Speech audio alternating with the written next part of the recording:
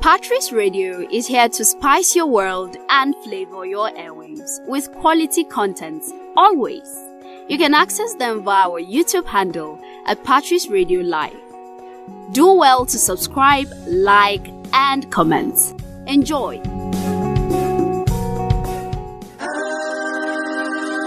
Thinking of where to go to? Be on board with Patrice Radio. Good evening and welcome to Answers with Dr. Reju, where critical life issues are clarified. My name is Joan and I'm in the studio with Lois. Welcome to the studio. Good afternoon. And of course, Dr. Reju, the Chief Resource Person of the Center for Transformational Leadership, CTL JOS. You're welcome to the studio, sir.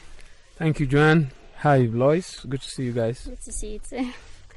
So today we're going to be looking at a write-up Dr. Reju had on Facebook. But we're going to be asking you questions from what you've said. Okay. So my first question would be, do you agree with John's thoughts that the world is still waiting for the fulfillment of the MLK dream? That is the Martin Luther King dream. I was almost prompted to put the question back at you. Have you ever heard of the speech? Yes, sir. I Have a Dream. Yes. Have you read it before? I've watched the video. Okay. The whole gist of that speech is about, it's about equality. He said he had the dream is that one day, his society will no longer judge him by, the color of his skin, but by the strength of his character. Mm-hmm. And that one day, this issue of segregation and all those kind of things will no longer be. Now, where I really agree with John Stott in that maybe in that write-up is that a lot of people think that the dream of Martin Luther King was fulfilled when President Obama became president of America. Mm. But personally, I don't think that is what, because it's obvious, that's not what Martin Luther King was talking about, right? What he was talking about, there will be a time when people will no longer be judged by the color of their skin, but by the strength of their character. Obama becoming president hasn't changed that. So it's as simple as that. If under Obama, I think more blacks were killed. After that speech, there was a landmark kind of program in America, the desegregation law, where, schools are no longer, only for white or black and all those kind of things. But a lot of people, the consensus is that Obama becoming president was the fulfillment of that dream.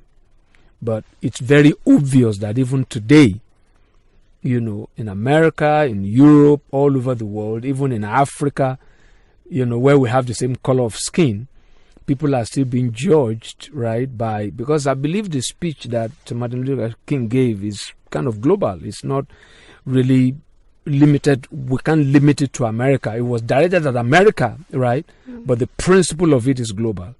And that's why, maybe it's of interest to me.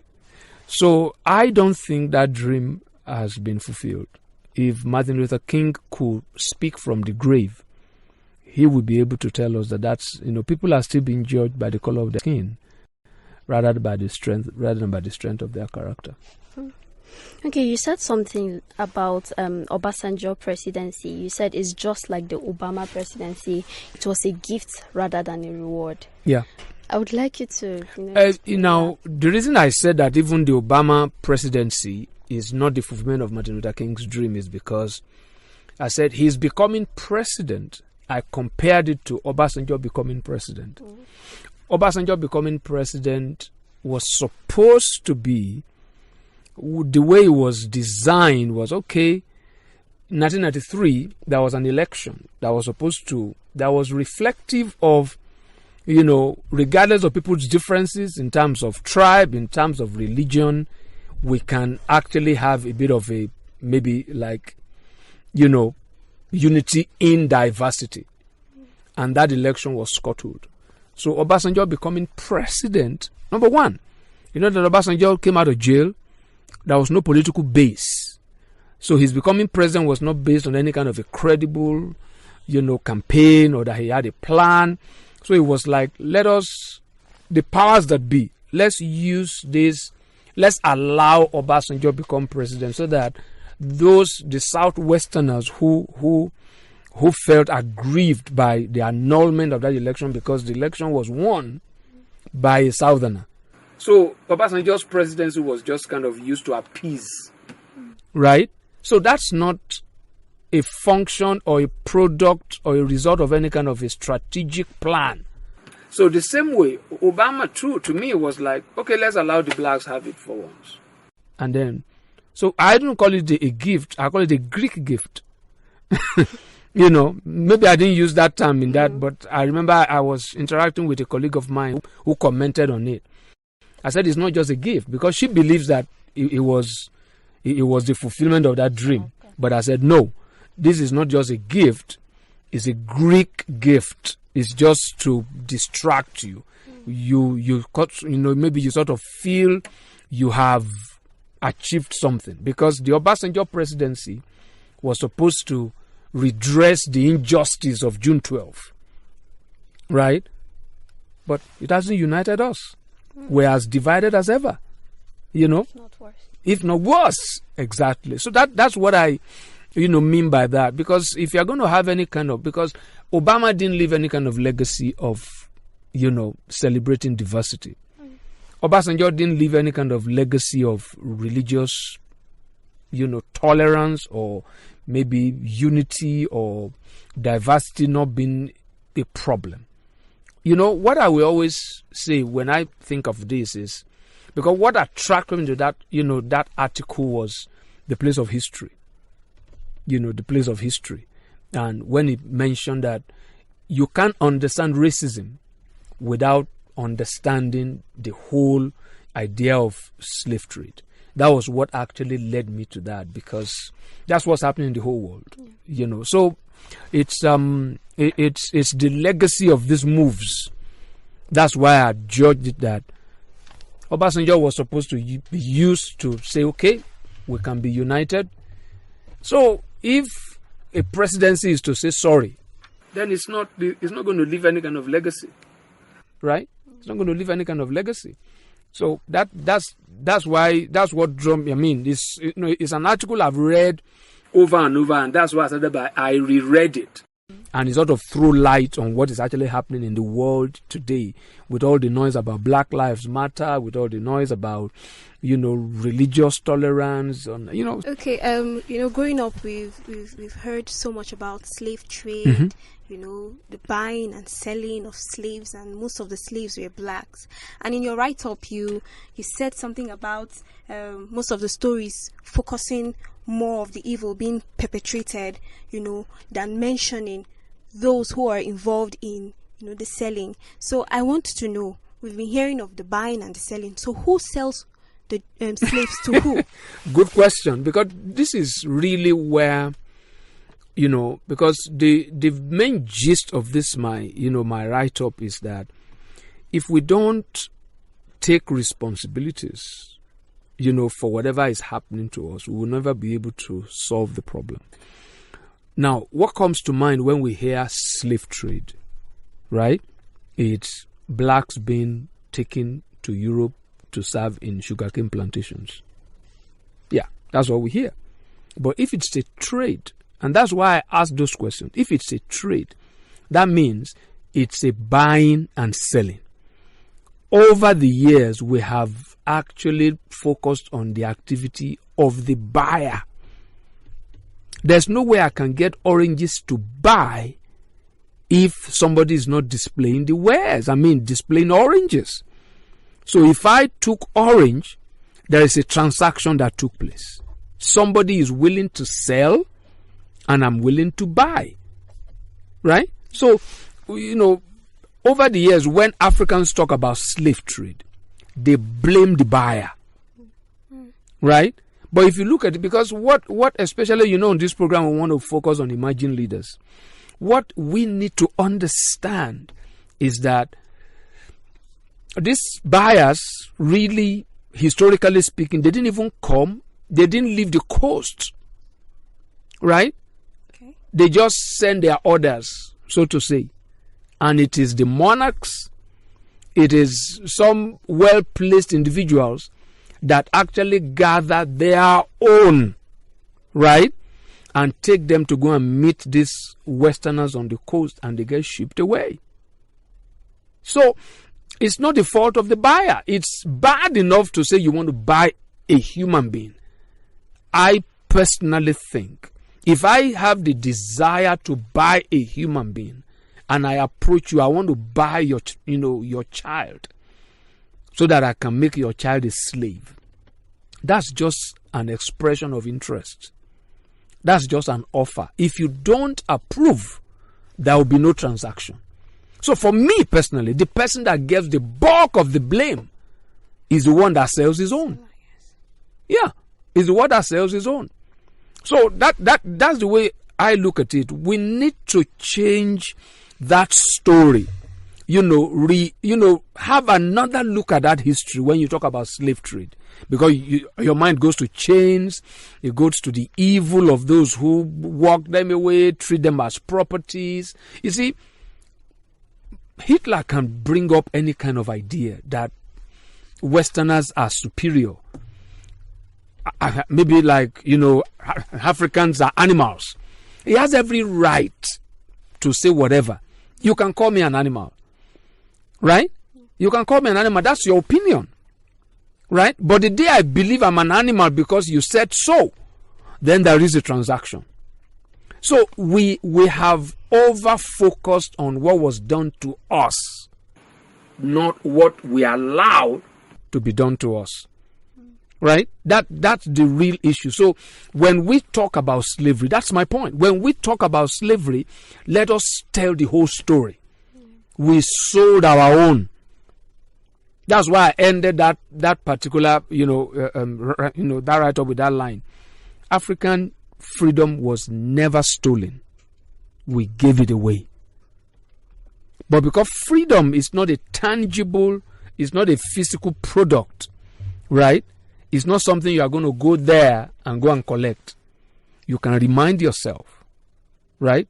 You can remind yourself.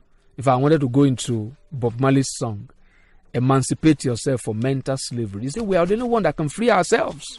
Yeah. Dr. Reggie was saying something about our freedom, like we gave up our freedom. It wasn't taken away from us. Yeah. But sir, I still believe that it was taken away from us because the slaves didn't really, it wasn't like they willingly gave it themselves for slavery. Mm-hmm. They were sold by a fellow black man. Mm-hmm. But yet again, it wasn't something they consented to. Yeah, I mean, it's, we're talking here about something that shouldn't have been. Human beings being sold. Yeah. There's no way the human can be, you can't tell me you want to sell me and I agree. But there's a way they were, subdued. I was at the slave, kind of museum in Badagry. Mm-hmm. I don't think, Joanne, you can lift the chain because of the weight. You can't lift it. What they used to put in their necks and put in their hands and to put in their feet, those shackles, you can't lift it. Yeah, it's that heavy. So it goes beyond just the torque, and then even the force with which they do these things, the way they were subjugated. And stories had it that when they are on that ship, they are treated like commodities. If they're sick, they just throw them in the water. They just discard them. So it was something that was worked. And up till this moment, I was listening to a white man who went to South Africa, and he said he went to a hotel to check in. The guy at the counter greeted him and said, "Hello, master." Right? And he said, "No, why are you calling me master? I am not your master." So that thing has been, we have been we have been oriented to believe that the white man is superior. Yeah. We conceded it to them. They didn't take it from us. Right? They didn't take it from us. So The slave didn't have a choice. Because if you look at the room, you see, a human being can actually be made to believe something else about himself. That's why I use the word mental slavery, that quoting Bob Marley. Is mental slavery first before you willingly, right? And today you still see that slavery is still there. You see somebody, who migrated from here, to America, and he will say, the one born in America will say, no, you are not, you are an African American. I am a black American. That's still slavery. It's still slavery. It's still trying to create a kind of a distinction between them. So they didn't go willingly, but the fact remains that reality, right? No one can actually take your freedom from you except you give it. That's why it's possible to be in prison physically and be free in your mind. And you can be outside, walking, no lockdown, freedom of movement and everything, and you are enslaved mentally. Today is more of the mental slavery. And the reason that we're talking about the history is that history has played a part in enslaving us mentally, because we have not taken responsibility. We're asking the West to apologize to us. We should first of all blame ourselves. We don't need their apology. Right? We don't need their apology. We need to blame ourselves, right, for betraying ourselves. And that's why it's still happening here. Right? It's still happening here. That's why when this whole thing about I can't breathe came out, I said that parent there who just told the daughter, you can't marry that Yoruba man because you are Igbo. There's someone saying I can't breathe. Because it's happening here. The problem is here. The solution is not abroad. It's also here. Okay, so sir, before we narrow it back home, I want you, because you mentioned something about you talking to someone and the person was surprised you know how to use Zoom and all. Mm-hmm. So how do we control, you said something about controlling our response. Absolutely. How do we control our response to the perception the world has about us? Because it's not easy at all. It's easy. For most people. It's easy because it's difficult because of what you have been made to believe. Someone tells you, Joanne, you are pretty. That's when you believe you are pretty. Right? Mm-hmm. You dress up from home, you feel cool with yourself, and somebody came and said, what's that? And then you just forgot, who you saw. Mm-hmm. So that's the problem. Right? This guy was surprised that I could use Zoom. Right? Because he doesn't believe that any African can be able to work that kind of technology, because that's his belief. But you see, I know how to do it. So, and knowing how to do it for me is normal, right? I've been using Zoom for how many years? So, it's not what is going to say about me, right? Will not change what I feel about myself. But you see, society has shaped us in such a way that if we believe something is good, we personally, we don't believe it's good until someone else says it's good. That's what we need to change. Human beings left to chance, we want to copy. That's why we value what we don't have more than what we have. That's a whole lot of education on its own that needs to be done, especially for Africans. We feel, you see someone speaking with a British accent, you begin to have a high opinion of the person. Right? And you don't have a high opinion of someone, a young boy who can speak his dialect.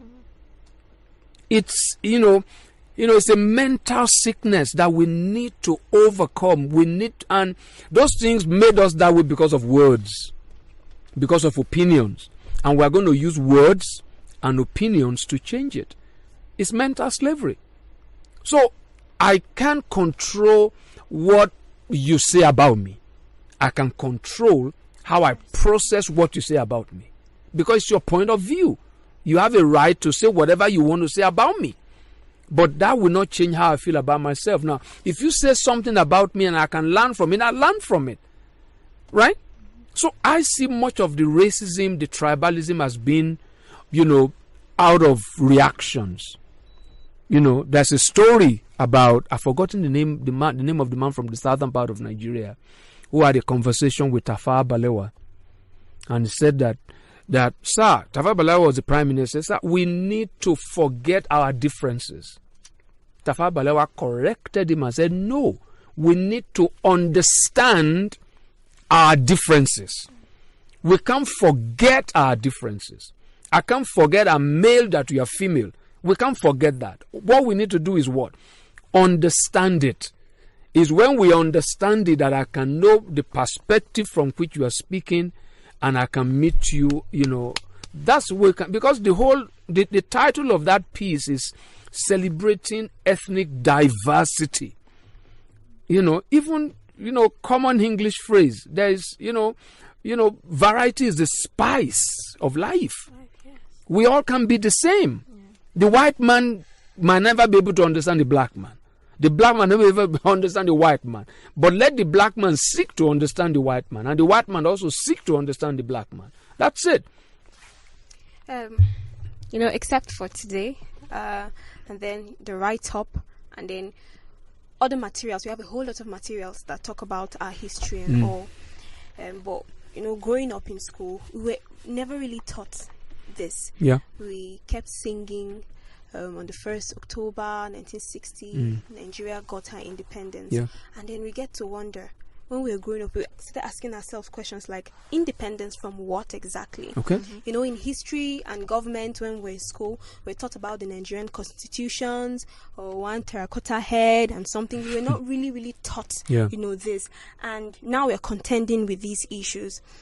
How can we tell, the younger ones and ourselves, how can we learn about these things? Because we were not taught, and we're contending with these issues, and we're meant to just take it. When you tell your child, see, this is how life is, so just take it as it is. We're not told what happened and why we've gotten to this point, and why we need to change. Yeah. So how can we inculcate this into our school system, our educational system, so that the young ones who are coming up will really know, if we are fighting, we know exactly what we are fighting? This is a very good question, because it's coming up at a time when I'm beginning to sense that we can actually begin to, because, our problem is, and it's a human problem. Once you can find an excuse for your not too good a situation that you find yourself, you will never be able to change it. Because we can easily say, okay, one of the problems we have is that history was not taught in school. It might become the reason, the excuse why we can't be who we are supposed to be. So, fact, history was not taught in school, right? What we need now is somebody needs to pick it up somewhere. It might not be, if you're a school proprietor, if you are a parent or whatever, you must understand the importance. Just like a parent will love to take the kids to their village. That's part of history. Yeah, that's part of history.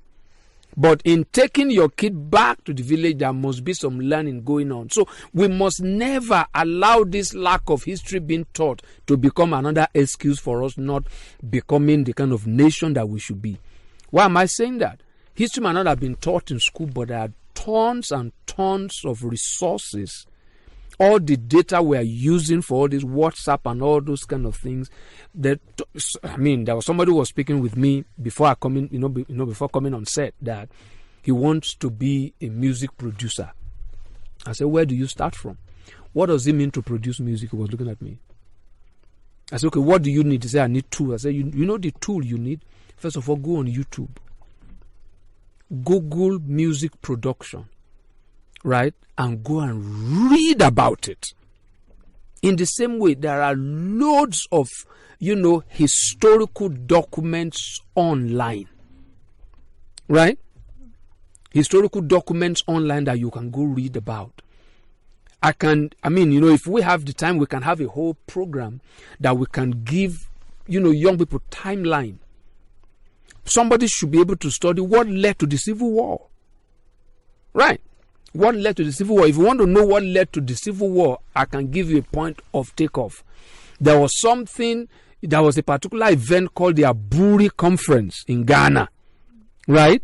Go and read about it for you to understand the Civil War, right? Because if you don't know what happened in Aburi, you might not know what led to the Civil War, right? Because all you just hear is that Igbos were being killed in the north, right? And then they were going down south and all those kind of things. You just, bits and pieces. So this question is very critical. But I don't want the situation where we get to a point. The reason we are where we are is that because history was removed from school. History might have been removed from school. We have social media.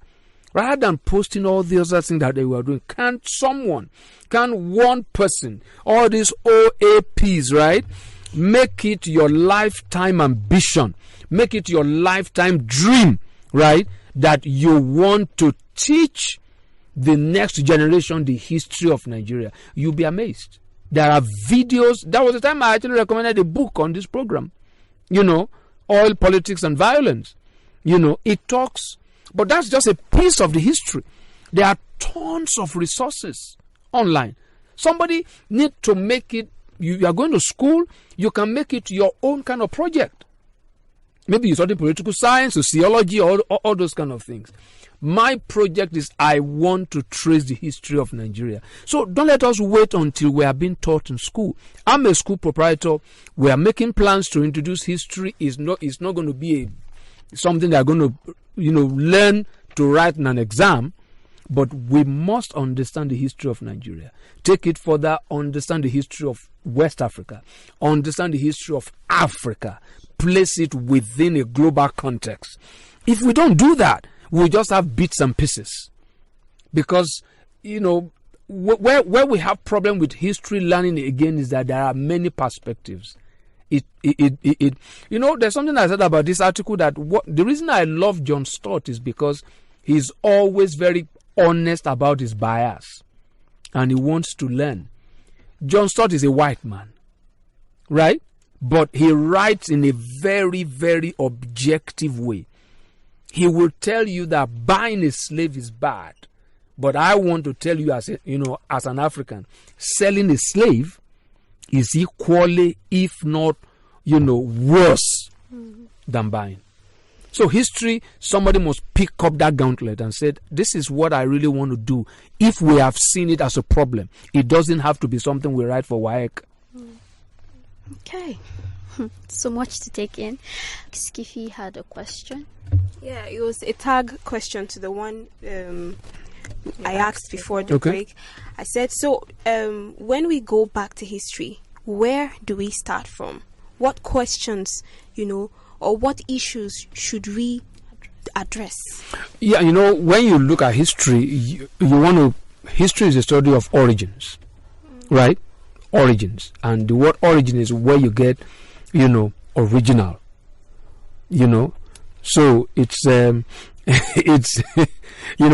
it's like, if you don't know your history, you will struggle with identity because you will not be original. You will lack authenticity. So when you say you want to study the history of Nigeria, how did we come about? Most times we start studying our history from the name Nigeria. It's further back, right? Nigeria has been existing, so that you can use that to understand. Like that saying, I don't know who actually made this, that statement originally, that if you don't learn from history, you repeat it. He said you are doomed to repeating it. And he's talking about the negative things that happen today is because we didn't learn from history. So history sometimes is like a diagnosis, so that you can know what curative measures that you can put in place. So how did we come about? If the moment you understand that, you discover that the problem we're having today is that we are no longer living in a way that reflects who we were originally. That's why I said once on this program that it's impossible to be a patriotic Nigerian. Why? It's impossible to fall in love, for a man to fall in love with a girl that doesn't exist. Nigeria does not exist. Right? There's nothing called Nigeria. That's why there are no Nigerians in Nigeria. The reason we're still excited about this imaginary nation is because we don't learn from history, right? Pre-1914, there was no Nigeria. If you look at maybe the 1960, 65 kind of constitution or the structure, you know, all the regions in Nigeria had foreign offices abroad. They were operating like autonomous nations, right? Meanwhile, they were in Nigeria. So there's something buried in our history, right, that we need to unearth so that we can use that to inform. Because if our structure is not reflective of who we originally are, we're deceiving ourselves, right? That's why that 1914 is where, you know, things turned, where there was an amalgamation. And that's what it is. It's an amalgam. It's some, you know, you're just trying to bring two opposing things together. That doesn't mean we should be enemies. America is the United States of America. The states are autonomous. All right. Thank you, sir. We've come to the end of the program for today. We'll see you next week for another exciting episode. Thanks for listening. Thinking of where to go to? Be on board with Patrice Radio.